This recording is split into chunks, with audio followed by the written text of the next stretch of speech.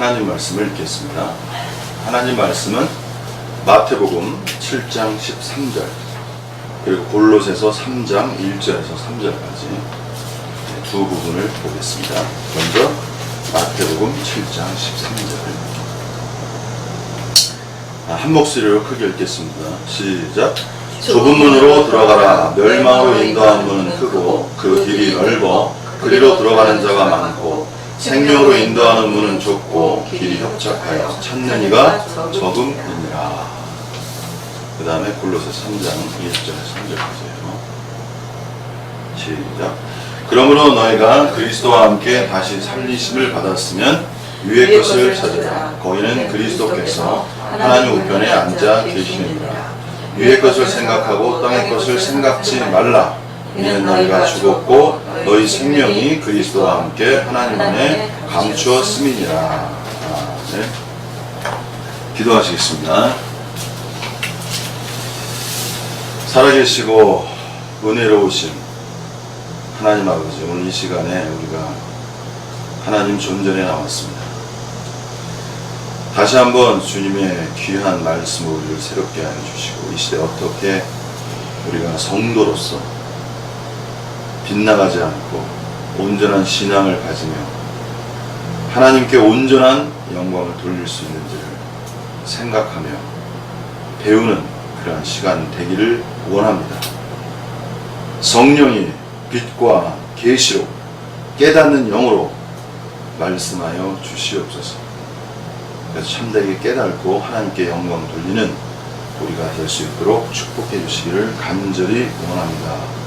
모든 시간 주님께 맡겨오며 예수 그리스도의 귀하신 이름으로 기도드렸사옵나이다. 네, 오늘은 큰 제목은 이제 좁은 문으로 들어가라 되겠습니다.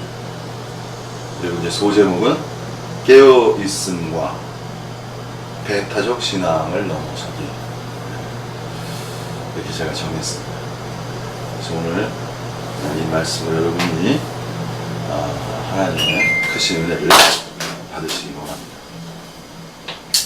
먼저 우리가 잘 아는 대로 마태복음 7장은 예수 그리스도의 산상수훈의 말씀이죠.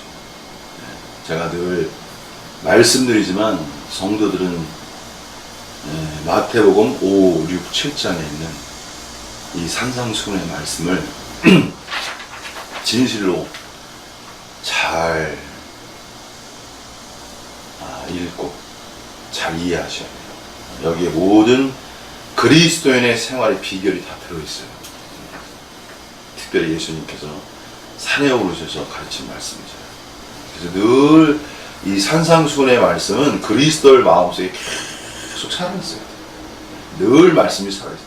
저는 이 말씀이 얼마나 보배로운지 정말 제가 신앙생활하면서 특히 최근 한 5년 정도 저는 이 말씀이 제 안에 다시 새로워져요. 옛날에 다 알았다고 생각했는데 그게 아니에요. 이건 정말 무한한 말씀이야. 끝날 수 없는 말씀이야. 다시 읽어도 새로워. 성경 말씀의 특징은 이게 성령의 감동으로 썼다고 하잖아요. 그 다음에 예수님의 말씀은 예수님이 또 직접 하신 말씀 아니에요. 하나님의 말씀 아니에요. 하나님의 말씀은 어때요? 이게 무한적 말씀이라는 거예요. 성경 말씀은 그냥 어떤 윤리적 가르침, 좋은 가르침 이런 말씀이 아니에요, 여러분.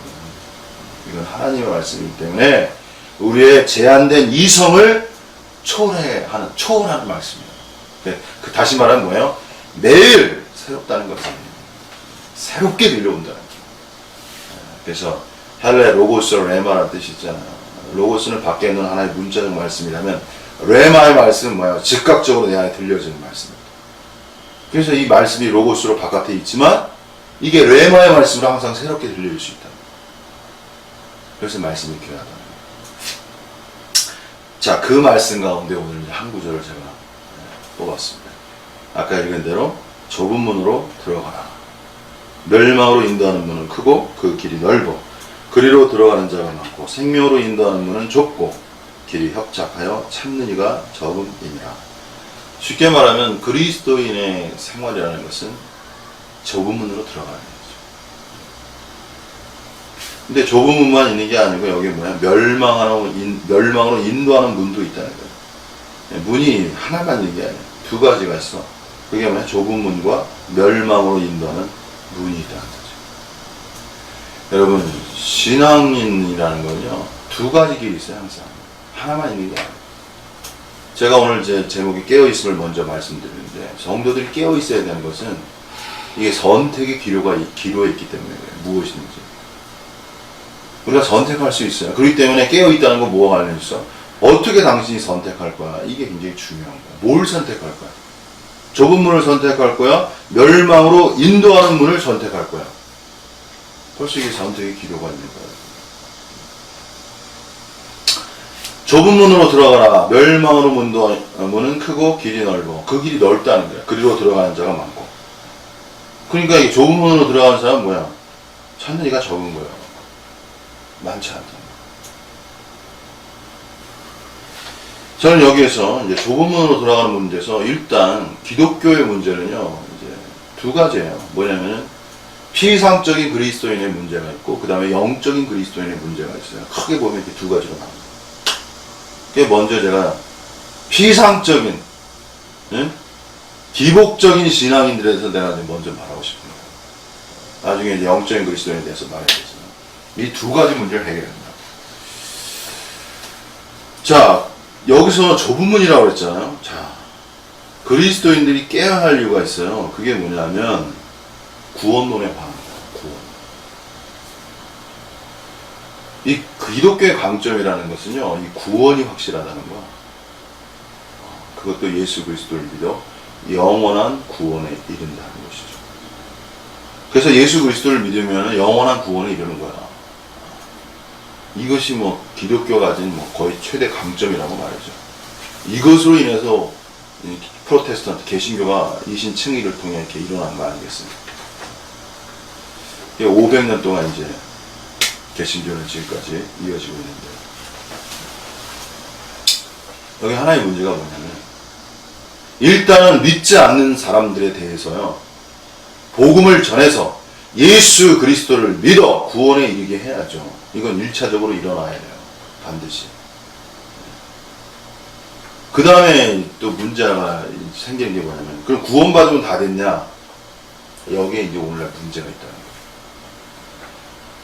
이게 치우쳐 있다는 거예요. 구원받으면 다 됐어? 이런 무리도 있어요. 그렇게 가르치는 무리도 있고.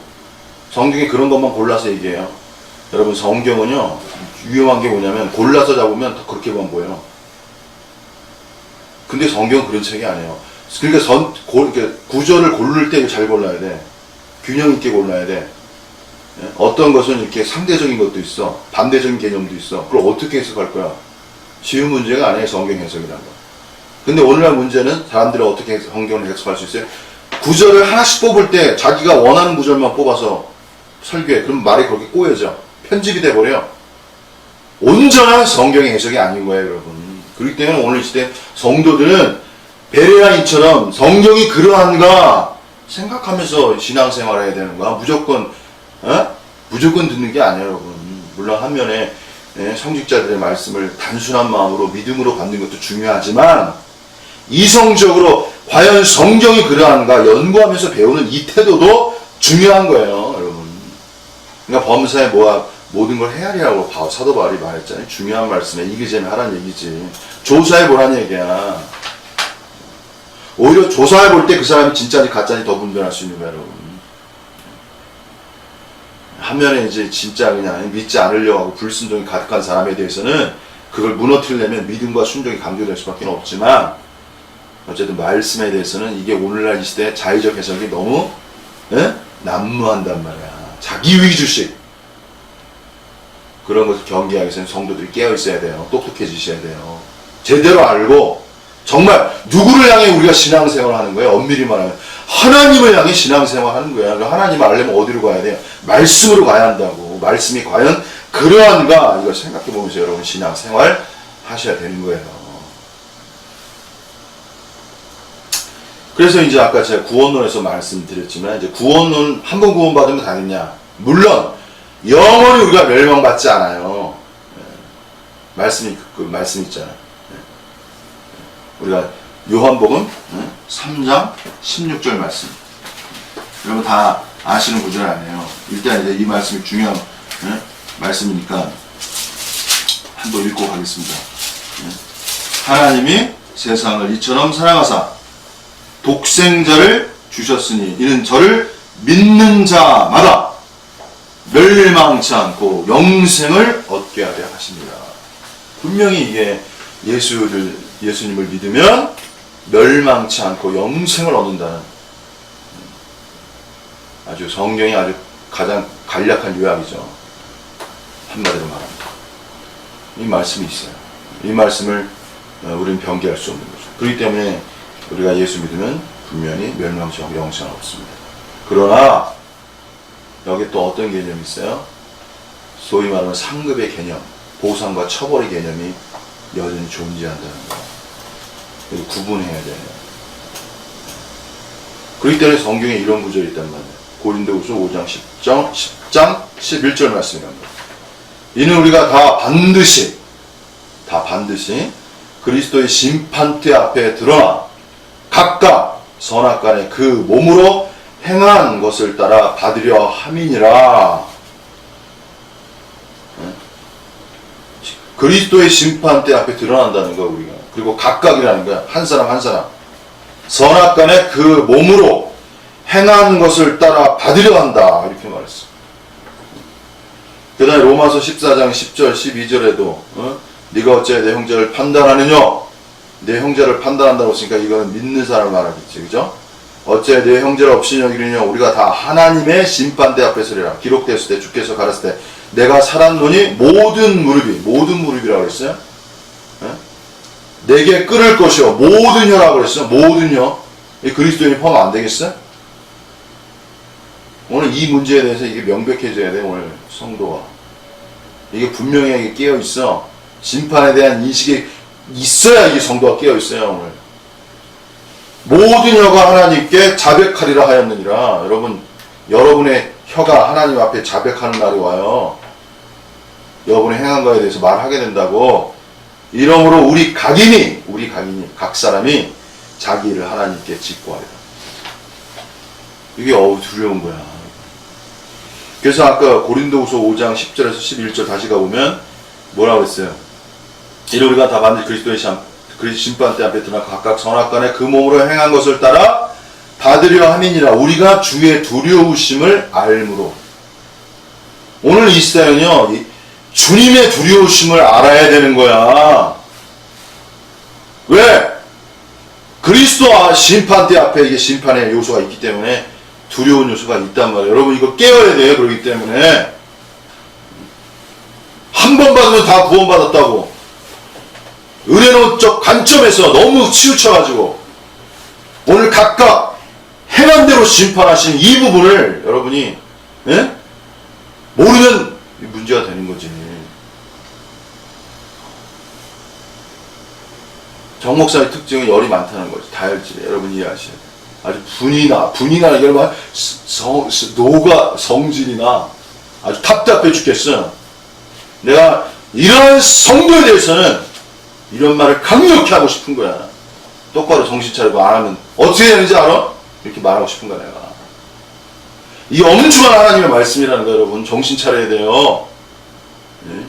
깨어있지 못하는 성도들 뭐 하는 거야 지금? 네? 그래가지고 여기 보면 뭐라고 했어요? 두려우심을 알므로 사람을 권하노니 우리가 하나님 앞에 알려졌고 우리가 하나님 앞에 있다는 거 여러분 알아야 돼. 그 다음에 더 재미난 구절이 있어. 또 너희의 양심에도 알려졌기를 바라노라. 여기 두 부분이야. 하나님에게도 알려지지만 양심 안에서 다른 사람에게도 알려져야 돼. 여러분 이게 무슨 소리냐면 여러분이 어떤 사람인지 여러분 주변에 있는 사람들이 양심으로 증거하는 거야. 그렇기 때문에 여러분 주변에 있는 사람의 양심의 소리를 무시하면 안 되는 거야. 특히 교회 가운데서 더 그래요.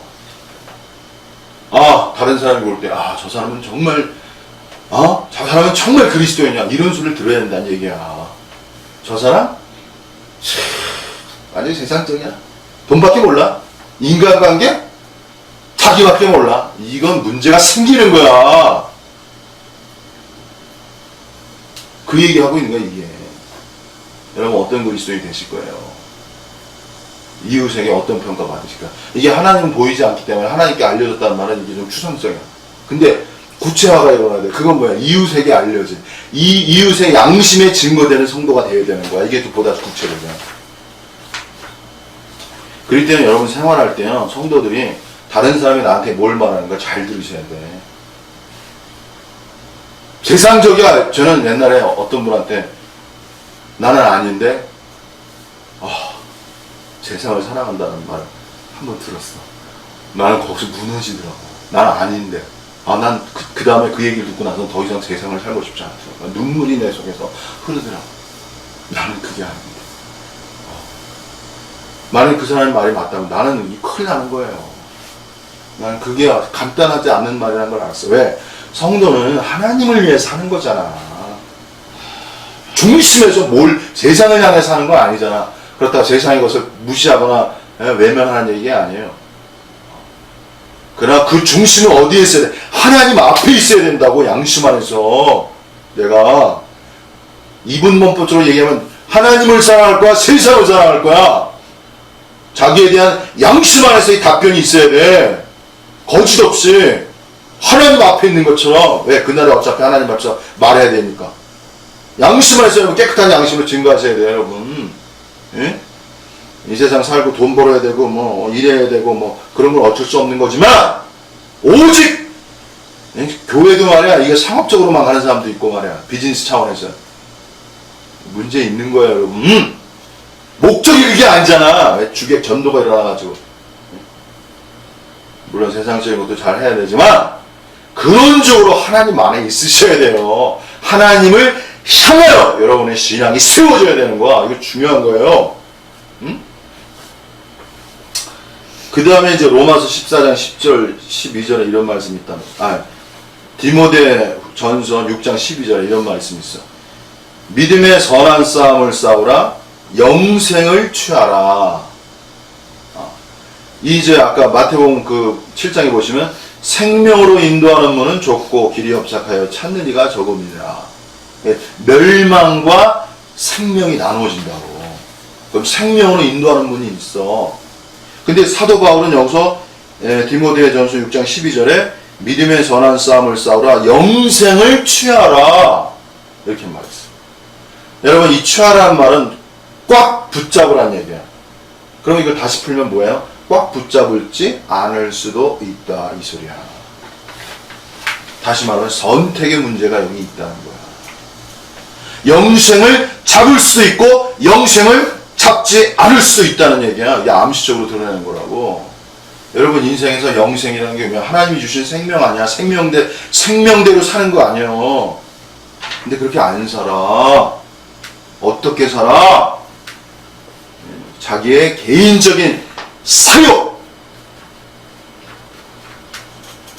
제가 고차원적으로 말하면 참된 욕망은 가지셔야 돼. 진정한 욕망은 여러분 몸속에서 계속 품어 나와야 돼. 그러나 거짓된 하나님을 떠난 사리 사욕에 빠진 사욕은 점검이 필요한 거야. 욕망 두 가지거든. 참된 욕망은 여러분 속에 일어나야 돼요. 그래야 사람이 활력이 있지. 무조건 다 아니라고 그러면 안 돼. 오늘 기독교 문제는 여기에서 문제가 생겨. 이건 제가 나중에 설명해 드릴게요. 그러나 중요한 건 여기서 뭐야? 멸망으로 인도하는 것은 자기 사리사욕. 나는 이 부분이 처리되지 않은 그리스도인들을 향해서 분노할 수밖에 없어. 정 목사. 아주 신경질 나고 아주 그냥 뭐 노가 하늘을 쳐. 제가 그거 어떻게 하려고 그렇게 살아. 정도라는 게 거룩한 거 아니야. 거룩하지 않은 것에 대한 일종의 분노가 있어야지. 거짓된 것에 대해서. 의롭다는 건 뭐야, 여러분? 불의한 것에 노할 수 있는 게 그게 의야. 노하지 않으면 그게 의였어요. 예수님도 노하셨잖아. 불의한 것에 대해서 그러니까 사도 바울은 뭐야? 참된 것을 말하여! 이런 말 하잖아. 여러분, 내가 사람 관계 만나면서 사람들 나한테 그러더라고. 좋은 말만 하고, 그 다음에 서로 이렇게 기분 좋은 말만 하래. 그래서 나는 그렇게 못한다고 했어. 나는 그렇게 못한다. 나는 그런 사람이 아니라고 했어. 어떻게 인간이 좋은 말만 할 수 있어? 여러분, 부모가 뭐예요? 부모는 자녀에 대해서 좋은 말만 할 수 있는 게 아니야. 자녀가 듣기 싫은 말도 할 수 있는 게 부모라고. 왜? 사랑하니까. 인간이 온전한 존재가 아니에요, 여러분. 빗나가는 존재라고. 죄성에 대해서 말하겠지만, 죄라는 뜻이 하나님께 빗나가다는, 관용에서 빗나가다는 뜻이거든. 인간은 살아가면서 빗나가게 돼 있어. 지적해줘야지. 아니라고. 사랑관계에서도 물론 겸손하고 남들을 다 이렇게 대하고 배려하는 정신이 필요해요. 그러나 필요에 따라서는 진실한 말을 해줘야 되는 거야. 그것이 오래가는 거야. 그리고 그것이 더 좋은 관계야, 여러분. 여러분 지혜가 필요한 거야. 어떻게 말하는 따라서 싸우려고 말하는 것도 아니고, 그리고 헤어지려고 말하는 게 아니라 그를 참 그를 세워주고 좋게 하는 의미에서 참된 말을 하는 거죠. 그래서 좋은 무리 관계는 말이에요. 때로 이렇게 진실한 말을 해주는 거야. 그렇게 하면 안 돼. 이렇게 문제가, 그렇게 되면 이런 문제가 있지 않을까? 이렇게 얘기해 주는 거야. 이것이 사람을 세워가는 거야. 그게 그리스도인들은요, 배려의 정신, 그 다음에 사람을 위하는 정신, 겸손한 마음 다 필요하지만 때에 따라서는 어떻게 해요? 아주 지혜로운 방식으로 뼈있는 말들을 해줄 수 있어야 돼요. 그것이 바로 뭐예요? 그것이 바로 소금이라는 거야.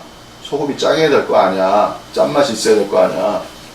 그 짠맛이라는 게 양면성이야. 방부제지만 맛을 내는 거야. 인간관계는요, 방부제처럼 깨끗한 말을 해주면 깨끗한 말 자체가 맛이 나는 거야, 이게. 맛이 난다는 게 뭐야? 그 사람을 더 존중하게 되고 그 사람 관계가 더 좋아져. 다시 만나고 싶은 거야. 그 당시에는 안 만나고 싶어도. 지혜롭게. 그래서 사람은 뭐예요? 은혜 가운데 지혜롭게 참말을 해줄 수 있는 것이 그게 성도의 지혜라는 거예요.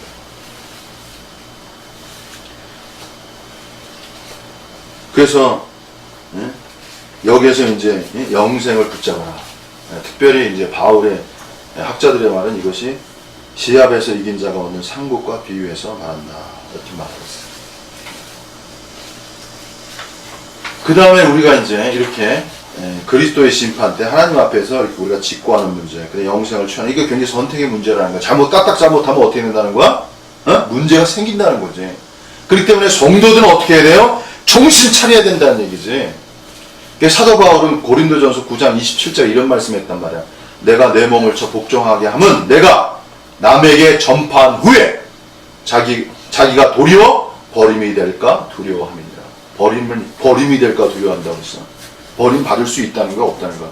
버림 받을 수 있다는 거. 여러분, 그래서 그리스도인의 생활이라는 것은 어때요? 확실성과 불확실성 두 가지로 함께 가야 되는 거야. 구원받은 것에 확실성을 가져야죠. 그러나 뭐야? 불확실성. 내가 잘못하면 큰일 나지? 깨어있음이 필요한 거야. 오늘 이 시대 균형이 잊어버린 거야, 이게 성도들이. 예? 왜? 교회가 어떤 걸 강조해? 평안, 위로, 기쁨, 괜찮다, 긍정적 마인드. 이게 필요해요. 이 면이 필요하다고. 그러나 제대로 가르치려면 불안의 요소 가르쳐야 돼. 불안의 요소를 가르칠 수 있어야 돼, 교회가. 역으로. 너 그러면 큰일 나. 문제가 생겨. 정신 차려. 불안적 요소를 가르칠 수 있어야 되는 거야. 이것이 진적 관점이에요, 여러분. 양면을 다 가르쳐야 된다고. 왜 불안적 요소 안 가르쳐? 그렇게 하면 되겠어? 그렇게 행동하면 되겠어? 문제 있는 거 아니야? 이렇게 말해야지. 그래 성도가 깨어있는 거 아니야? 그래서 부모라는 건 뭐예요? 아버지와 어머니가 둘 다 필요한 거 아니야? 기가 막히게. 아버지는 엄격한 거 분유가 아니야. 어머니는 달래로 위로해주고 감싸주고. 기가 막힌 거예요, 부모라는 양면적 가치가. 남자는 아무래도 좀 무섭잖아요. 제가 나에 대해서 쓰라고 하면 학생들이 다 무섭대. 할 말이 없어. 등치가 큰데 안 무서울 수 있어. 말해도 무섭지. 그렇다고 재밌다고 그래요. 또 관대하다고 그래요. 그럼 어쨌든 이 양면적 가치가 굉장히 중요한 거예요. 그래서 여러분, 성도라는 건 뭐야? 확실성과 불확실성을 둘 다를 가져야 되는 거야. 그래야 깨어있어. 오늘 이 시대에. 너무 힘들고 마음이 여리고 약하고 지치고 너무 부정적인 생각을 가진 성도에 대해서는 긍정적 마인드, 파지티브한 요소를 줘야지. 믿음으로. 그러나 너무 안주하고 아니라고 세상에 취해 있고 신앙의 자만 속에 빠져있는 성도에 대해서는 뭐라고 그래? 너 그러면 큰일 나. 문제가 있어. 이렇게 말해야 될 거 아니야. 상황에 따라. 이렇게 말하는 게 누구예요? 그것이 바로 예수님의 가르침이라는 거야. 제가 다시 말씀드리지만 이혼론과 이혼론의 한계를 넘어서야 되는 거야. 예수님의 가르침은 이혼론의 한계를 넘었습니다. 오늘은 제가 그거에 대해서는 말이 길어져서 다음에 하게요. 자, 그 다음에 이제 그러면 좁은 문으로 들어가라. 그건 뭘 의미하느냐. 이 주님의 말씀은 참 재밌는 게 뭐냐면 좁은 문으로 들어가라 이래놓고 이렇게 은유적으로 멸망하는 문은 이렇다. 생명을 인도하는 문은 이렇다. 이렇게 얘기해놓고 구체적으로 좁은 문이 무엇인지는 이렇게 명확하게 얘기 안 하죠. 그러니까 해석하기가 어려워요. 좁은 문. 그러니까 어떤 하나님의 말씀은 우리를 어떻게 좁은 문에 대해서 생각하게 만드는 거예요. 여러분, 이 종교성이라는 거, 이 기독교가 위대한 건 뭐냐면 생각하게 만든다는 거야. 오늘 기독교는요, 자꾸만 단선적 사고로가 뭐뭐는 뭐뭐다. 아니야. 예수님은 사람을 생각하게 만들어, 다양하게 만들어, 깊이 만드는 거야. 그럼 좁은 문이 뭐인지 연구를 해야 될 거 아니야. 그죠? 다양하게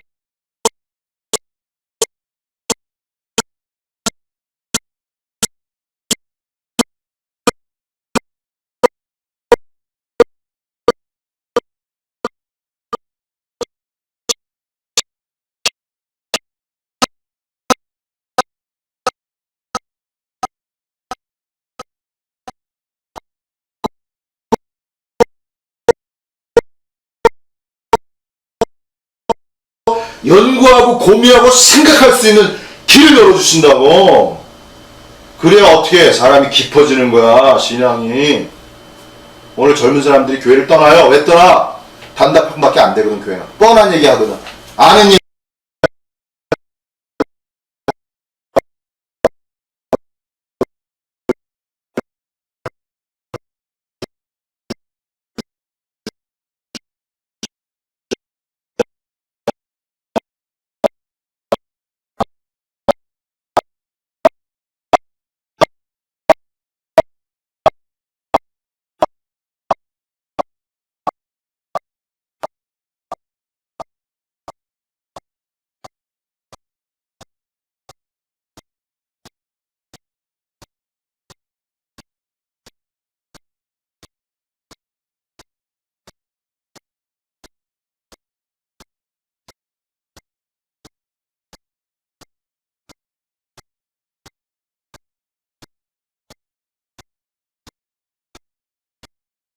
하나님 말씀 긴장감이 있어요, 여러분. 오늘 이 시대 교회의 타락은 너무 성도들 편한 마음으로 빠지게 한다고.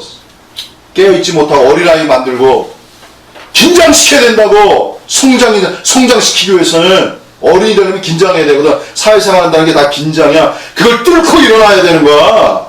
사람이 성숙한다는 건 뭐예요? 역경을 뚫고 일어나야 그 사람이 성숙하는 거야. 그냥 좋은 말만 해주고 위로만 해주고 거기서 그냥 어린아이가 돼요, 여러분. 그렇기 때문에 뭐야? 성도라는 건 뭐야? 투쟁을 거쳐 나온 전사가 되는 거야. 워리어. 전신갑주 입으라고 그랬잖아, 사도 바울이. 여러분, 전사가 돼야지 이 선실에 대해서 낮게 빠져가지고.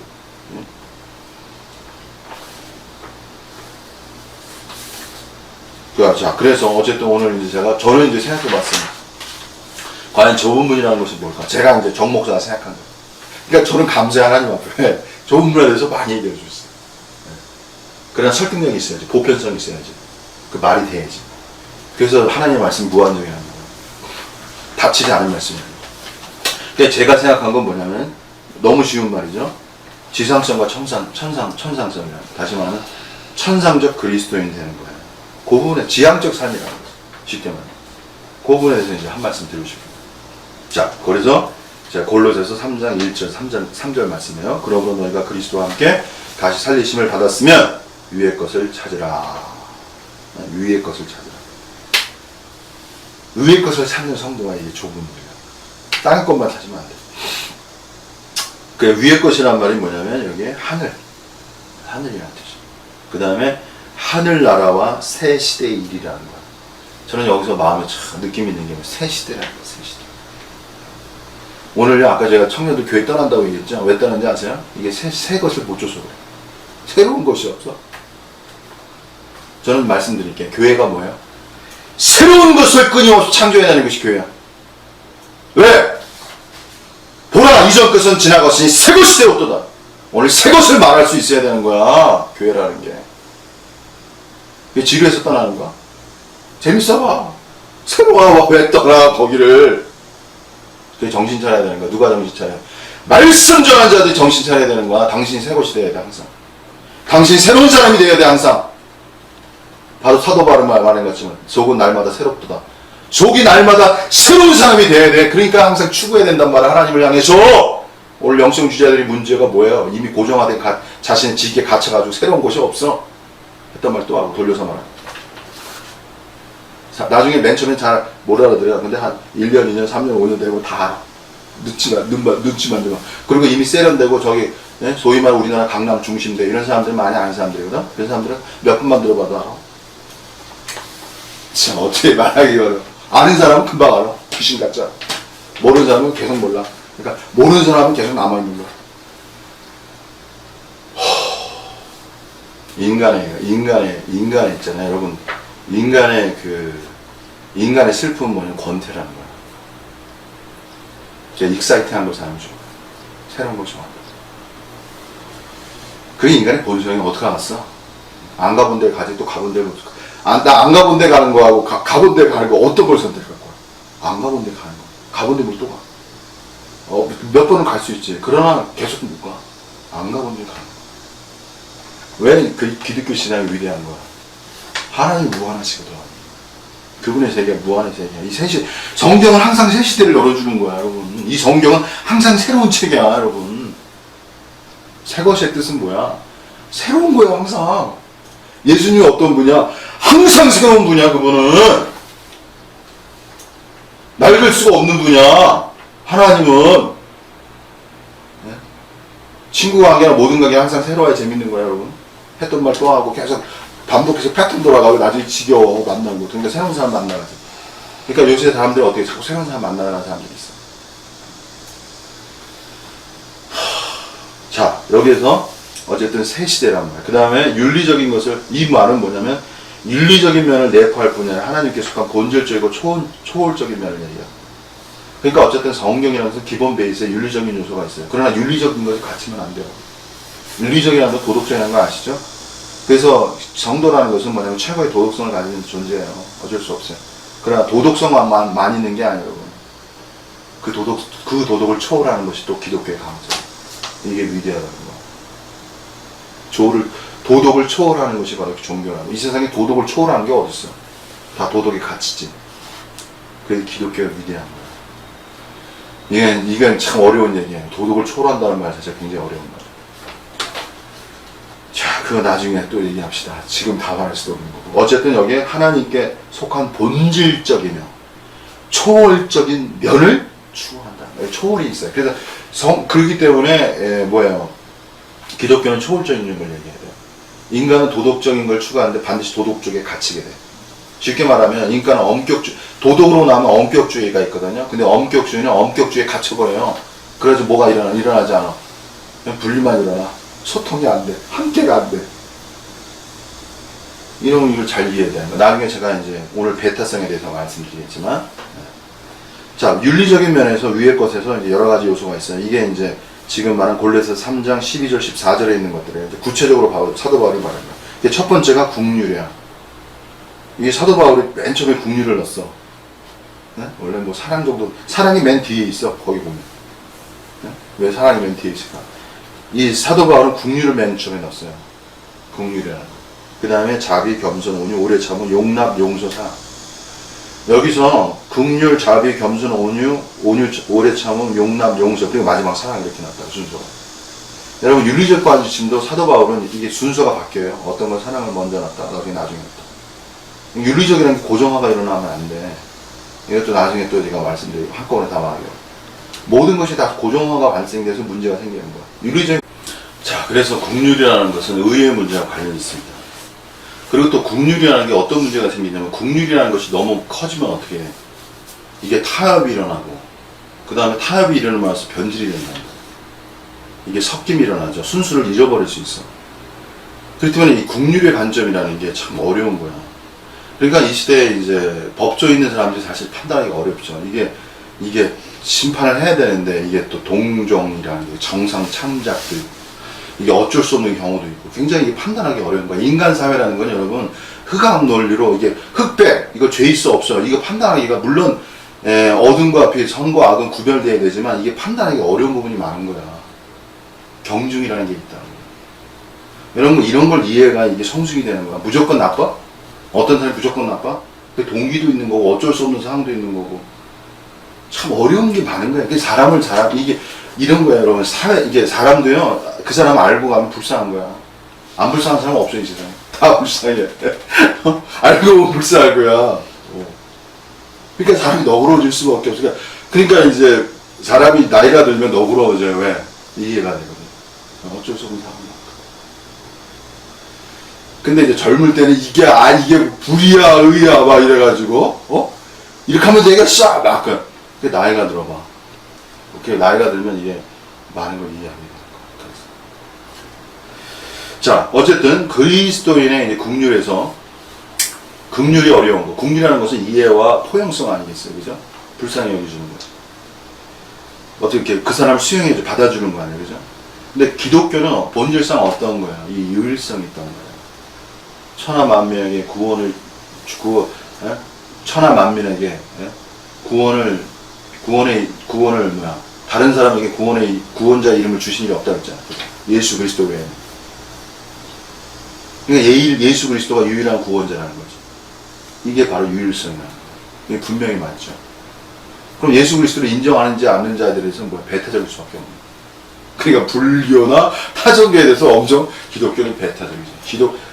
그리고 뭐 천주교에 대해서도 배타적이다. 근데 천주교는 좀 포용성이 있어요. 이 기독교하고 달라. 천주교는 포용적인 관점이 있어요. 그렇기 때문에 기독교는 뭐 스님들도 만나고 하나 되려고. 그러면 개신교에서 보면 저거 뭐야? 저거 타협과 변질이지. 이렇게 보지. 근데 문제는 뭐야? 무조건 분리시키면 어떻게 해? 예를 들어서 복음 전하는데 세상 사람을 무조건 분리시켜. 그럼 언제 복음 전할 거야? 이게 어려운 문제가 발생해요.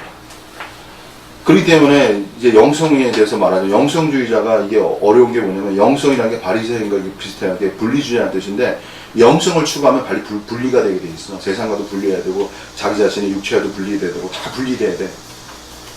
그러면 어떻게 해야 돼? 완전히 저 산에 살아야 돼. 그 옛날에 기둥성자라는 게 있어. 기둥에 올라가. 너무 세상과 접촉하기 싫어가지고. 기둥에 살았어, 성자가. 그게 수도승이에요, 수도승. 그런 시대가 있었다. 그럼 뭐 어떻게? 너희는 세상의 빛이라고 했는데, 세상의 소금이라고 했는데, 이 세상에 내려가야 돼. 이게 어려운 문제가 있는 거예요. 그렇기 때문에 진정한 영성은 뭐야? 거룩을 지키면서 사람들을 긍휼히 여길 수 있는, 배타를 넘어서는 영성을 가르쳐야 이것이 온전한 영성이라는 거야.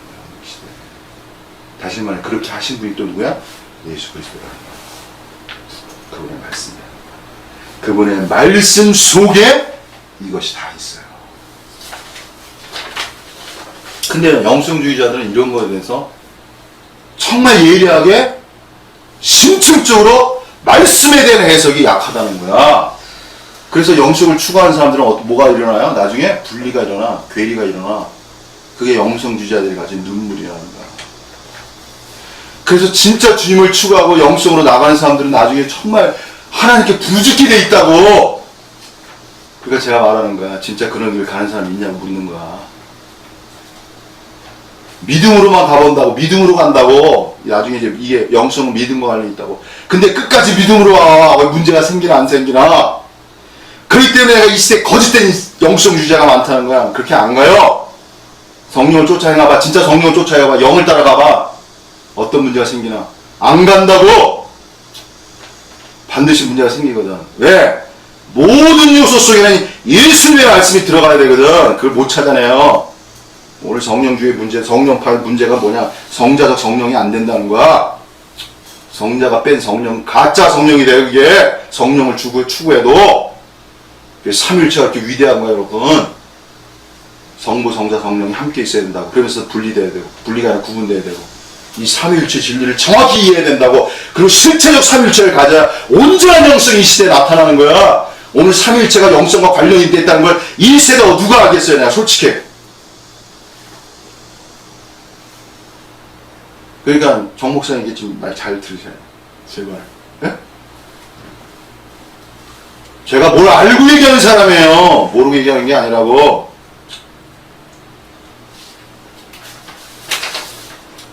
자, 그래서 어쨌든 그러기 때문에 뭐예요? 거룩과 긍휼이 충돌하죠. 충돌하지만 충돌을 넘어서야 돼. 그리고 또 뭐야? 긍휼이 포용하지만 순수를 변질시키지 않는 포용으로 가야 돼. 이게 얼마나 이게 쉬운 길이야? 어려운 길이야? 이게 뭐 간단하겠어? 이러한 것이 이루어져 가야 놀라운 여기에 이 땅의 성도들이 나타나는 거야. 이게 새로운 기독교라고. 이게 바로 새로운 기독교라고. 오늘 제가 이 말씀을 구체적으로 이게 제가 말하고 싶은 거야. 어디에서 말하고 싶어? 어디에서? 이 말을. 오늘 온 성경을 말해야 되지만 바울의 말씀도 귀하죠. 그러나 그 실체를 들어가기 위해서는 사복음서의 예수님의 말씀이 온전히 드러나야 되는 거야. 그래야 이 비밀을 알 수가 있어. 그렇기 때문에 내가 다시 말씀드리죠. 최준수로 말씀. 나로 말미암지 않고는 아버지께 올 자가 없다. 내가 곧 길이요 진리요 생명이라. 이 말씀이 열려져야 된다. 실제적으로 열려져야 된다고. 오늘 이 시대 예수님의 이 인성, 특별히 중요한 게 뭐야? 예수 그리스도 이 양론이 살아야 되는 거야. 예수론과 그리스도론이. 오늘 기독교 문제는 어디 있어요? 그리스도론에 치우쳐 있다고. 이게 그리스도의 결정적 문제야. 예수의 인성이 살아야 되는 거야. 구체화가 일어나야 돼. 실체화가 일어나야 돼. 감론적인 분이 일어나야 되는 거야. 그리고 더 중요한 건 뭐예요? 심층적 해석의 부분이 일어나야 되는 거야. 어떻게 그 말씀이 그런 것인지를. 예수와 그리스도론이 나온 것은 이미 7, 80년대 얘기하고 있었어요. 리얼 크레스트라고. 그걸 넘어서야 돼, 이 시대가. 어떻게 예수 그리스도가 실제적으로 이러한 제대로 된 영성 가져올 수 있는가. 이걸 오늘 이 시대에 드러나야 되는 거야. 그래야 오늘 이 시대에 새로운 기독교가 일어난 거야. 소위 말하면 기독교는 포화 상태에 일어났어. 갈 길이 없어. 막혀있다고 문이. 거기에 사람 모아놓기 해요. 그게 부흥이라고 말하는 거야. 오늘 그 문을 부셔야 돼. 새로운 영역으로 들어가야 되는 거야. 그리스도인에. 그래야 거기 새로운 기독교가 오는 거야. 나는 하나님께서 이러한 축복을 우리에게 주시기를 간절히 원합니다. 기도하시겠습니다. 하나님 아버지 감사드립니다. 우리가 무지한 자들이었고 무엇보다도 예수 그리스도의 인성됨을, 그 말씀의 말씀 속의 무한성과 그 말씀 속에 모든 비밀, 모든 지혜의 보화가 감춰 있다는 걸 우리가 너무나 몰랐던 무지한 자들이었습니다. 오늘 이 시대 주님의 이름 예수 그리스도이신 것처럼 그리스도의 그 신성이 살아날 뿐 아니라 예수의 그 인성, 말씀의 구체화, 말씀 속에 가진 그 실체화가 오늘 이 시대에 반드시 일어나서 하나님 나라가 결국 하나님 나라는 예수 그리스도를 통해서 이루어지오니 성자이신 예수님의 말씀이 온전히 드러나서 하나님 원하시는 나라가 이 땅에 속히 임할 수 있도록 축복하여 주시옵소서. 온 성도들에게 정말 성령의 음성이 들을 수 있는 귀가 있도록 복 주시기를 간절히 원합니다. 감사드리며 예수님의 이름으로 기도드렸습니다.